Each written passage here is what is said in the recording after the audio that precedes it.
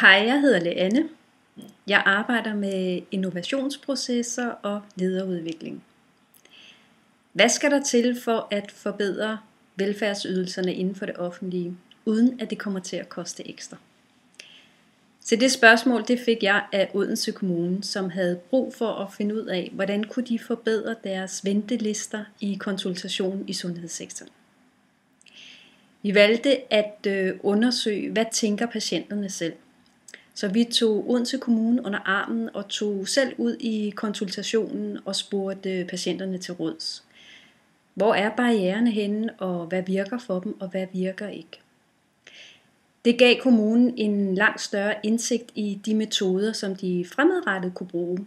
Og på baggrund af det kunne vi så udvikle en ny innovationsstrategi. Nogle gange så skal der ikke de her forkromede løsninger til, som koster en bondegård, men bare nogle enkle og simple metoder, som giver værdi og som giver nye idéer. Det er effektivitet, og det er ressourceudnyttelse på en intelligent måde. Og skal jeg hjælpe dig med det i din virksomhed, så er du velkommen til at tage kontakt til mig.